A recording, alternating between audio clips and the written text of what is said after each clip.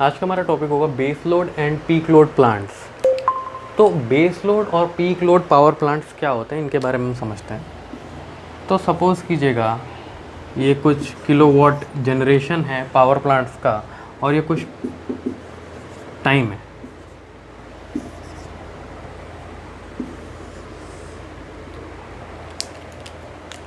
ये कुछ 24 आवर्स के ड्यूरेशन के बारे में कंप्लीट बात हो रही है। ठीक है, अब हम समझते हैं कि ये जो नीले से बना रखा है ये क्या है, और ये जो रेड से बना रखा है ये क्या है। तो पहले तो नाम ही बताता है हमारा बेस लोड। बेस मीन्स एक ऐसा पर्टिकुलर डिमांड, ऐसा पर्टिकुलर कंजम्पशन जो कि हमारा 24 आवर्स तक बना रहता है। मीन्स उतना फिक्स होता ही होता है, ये कभी भी शट डाउन नहीं होगा, ये कभी भी कम नहीं होगा। मिनिमम रिक्वायरमेंट हमें इतने की रहती है, इतने की मिनिमम डिमांड की रिक्वायरमेंट रहती है, उसे कहते हैं हम बेस। और सपोज़ कीजिएगा रात के 1 बजे और दिन के 6 बजे या शाम के 6 बजे, तो रात के 1 बजे और दिन के या शाम के 6 बजे डिमांड किस में ज़्यादा होगी? ऑब्वियस सी बात है, इसमें हम सो रहे होंगे और डिमांड कंपेरेटिवली इसमें कम होगी। इट मीन्स हमारा लोड में फ्लक्चुएशन हुआ, 6 बजे के आसपास आपको मैक्सिमम मिला और 1 बजे रात को आपको मिनिमम मिला। इट मीन्स 1 बजे रात को जितनी वैल्यू मिली वो तो कॉन्टिन्यूसली चल रही है, या पर्टिकुलर टाइम पर दिन के कोई एक वैल्यू मिली मिनिमम से मिनिमम, वो उतनी पर्टिकुलर चल रही है, उतना बेस लोड तो हमें सप्लाई करना ही करना है। And at the same time जैसे ही हमारी डिमांड राइज होती है, जैसे ही हमारी सप्लाई हमको बढ़ानी होती है, उस केस को हम पीक केस कहते हैं, और उसको हम फुलफ़िल करते हैं with the help off peak load power plant. अब ये जो डिमांड राइज हुई किस वजह से हो सकती है? मे बी वेदर चेंज हो गया हो। ठीक है, जैसे कि शाम को गर्मियों में हमारे ठंडक थोड़ी सी रहती है और दिन में बहुत ज़्यादा गर्मी बढ़ जाती है। उस केस में वेदर एक फैक्टर हुआ जिसने कि पीक लोड को बढ़ा दिया ना।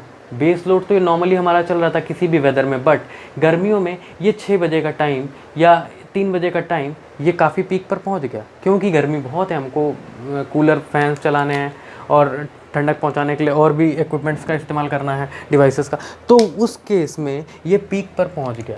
तो ये बेसिक सा आइडिया हो गया हमारा बेस लोड और पीक लोड पावर प्लांट का। अब हम समझते हैं कि base load power plant generally इनके क्या स्पेसिफिकेशंस होते हैं। मींस हमें पता है कि ये कंटिन्यूस ऑपरेशन दिखा रहा है बेस लोड, ये तो एक दिन का है, 24 आवर्स का है, और ऐसा ही चलता चला जाएगा, चलता चला जाएगा। इट मीन्स ये बेस लोड पावर प्लांट्स हैं जो इनकी ऑपरेटिंग कॉस्ट जो है वो कम होनी चाहिए as compare to this one.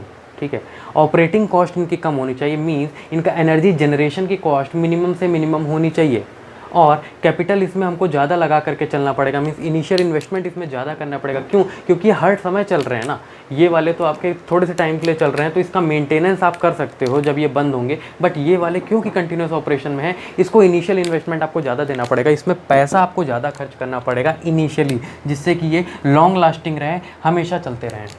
ठीक है, फिर ये प्लांट्स ऐसे होने चाहिए जिसमें कि कोई रिक्वायरमेंट नहीं है कितनी देर में ये स्टार्ट होते हैं, टाइम वगैरह की कोई लिमिटेशन नहीं है, वो बढ़ भी सकता है, कम भी हो सकता है। कम होगा तो अच्छा है, बढ़ जाएगा तब भी कोई बुराई नहीं है। क्यों? क्योंकि इनको तो एक बार स्टार्ट होना है तो चलते चले जाना है, तो इनका स्टार्टिंग टाइम या तो ज़्यादा हो या तो कम हो, और बंद होने का टाइम या तो ज़्यादा हो या तो कम हो, उससे कोई भी फ़र्क नहीं पड़ता। बट इस केस में क्योंकि सडन वेरिएशन हुआ आपका, 2 बजे आपको बहुत ज़्यादा ही ज़रूरत थी इलेक्ट्रिसिटी की, और 3 बजे सडनली कम हो गई, तो 2 बजे आपको प्लांट सडनली चालू करना है। कितना? 1 बजे से 2 बजे के बीच में आपको सडनली प्लांट को स्टार्ट करना है। तो इट मीन्स ये जो पीक लोड पावर प्लांट होंगे इनको जल्दी से स्टार्ट होना है, तो इसका जो स्टार्टिंग टाइम होगा वो काफ़ी तेज़ होना चाहिए। And at the same time जो हमारा स्टॉप होने का या बंद होने का, प्लांट को टर्मिनेट होने का वो टाइम है, उसको भी बहुत कम होना चाहिए। या ये बहुत फास्टली स्टार्ट होने चाहिए और बहुत फास्ट ही हमारे बंद भी होने चाहिए। तो ये होते हैं हमारे बेसिक से पीक लोड और बेस लोड प्लांट। अब क्या है कि पीक लोड प्लांट के कुछ एग्जांपल्स और बेस लोड प्लांट्स के कुछ एग्जांपल्स भी हम समझ लेते हैं। जैसे कि हम एग्जांपल लेते हैं थर्मल पावर प्लांट का। थर्मल पावर प्लांट की इनिशियल इन्वेस्टमेंट बहुत ज़्यादा होती है, उसमें different types of machineries equipments इस्तेमाल होते हैं। तो उसकी जो कॉस्ट होती है, इनिशियल कॉस्ट जो होती है वो काफ़ी ज़्यादा हैवी होती है। Same is a case with hydro electric की भी बात करेंगे तो उसकी कॉस्ट भी बहुत ज़्यादा होती है। डैम्स, रिजर्वॉयर्स बनाने का काम, तो वो बहुत हैवी कॉस्ट होती है। And at the same time एक कोल प्लांट को स्टार्ट होने में समवेयर अराउंड 3 to 8 आवर्स लग जाते हैं। हॉट स्टार्ट में आपका 3 घंटे 4 घंटे में स्टार्ट हो जाता है, जबकि कोल्ड स्टार्ट में आपका बहुत एक्सेसिव टाइम लगता है। इसके बारे में समझेंगे कोल्ड स्टार्ट और हॉट स्टार्ट के बारे में।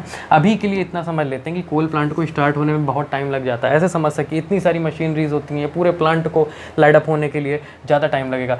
Same is a case with hydro, जो कि हमारा टाइम ले लेता है as compare to the coal. ये यहाँ पर कम टाइम लेता है, हमारा ऑपरेटिंग टाइम या स्टार्टिंग टाइम इसका कम है, बट क्योंकि यहाँ पे इनिशियल इन्वेस्टमेंट काफ़ी ज़्यादा है और ये प्लांट कंटिन्यूसली चल सकते हैं क्योंकि इनिशियल इन्वेस्टमेंट ज़्यादा थी और इस तरीके का इसका स्ट्रक्चर है, तो उस वजह से इसको हम कंसिडर करेंगे बेस लोड प्लांट में। कभी कभी हम इसको पीक लोड प्लांट में भी कंसिडर कर सकते हैं। कब? जबकि ड्रॉट वाली सिचुएशन आ जाती है, जब सूखा पड़ जाता है, उस केस में पानी की अवेलेबिलिटी कम हो जाएगी, तब इसको कंटिन्यूसली हम नहीं चला सकते। उस केस में ये हमारा पीक लोड पावर प्लांट की कैटेगरी में आ जाएगा। क्यों?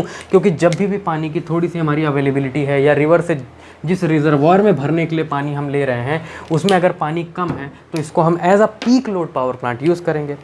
अब हम समझते हैं nuclear power plant. Nuclear power plant जो होता है वो हमारा बेस लोड पावर प्लांट होता है। क्यों? क्योंकि कंट्रोल रिएक्शंस को हमको बार बार कंट्रोल करना पड़ता है, तो वो थोड़ा सा विग्रस प्रोसेस होता है, इसलिए उसको बार बार कंट्रोलिंग उसकी करनी, बंद करना या चालू करना थोड़ा सा डिफिकल्ट हो जाता है, ये थोड़ा सा टाइम कंज्यूमिंग होता है, इसलिए उसको हम as a base load power plant ही यूज़ करेंगे। डीजल प्लांट की हम बात करें तो डीजल प्लांट के केस में क्या है, डीजल के प्राइजेस हाई हैं।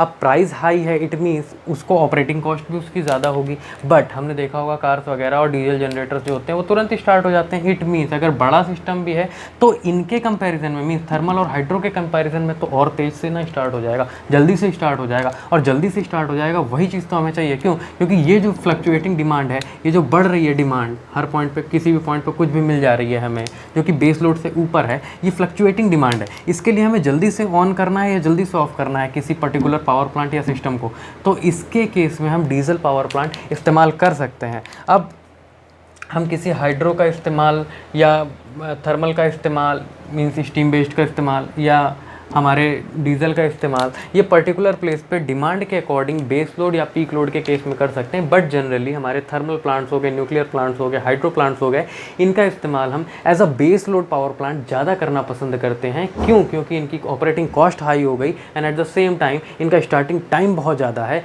तो इनको चला करके हम चलते रहने देना चाहते हैं। तो बेसिक सा आइडिया हो गया हमारा ये बेस लोड और पीक लोड पावर प्लांट का। आई होप आपको समझ में आया होगा। Thank you.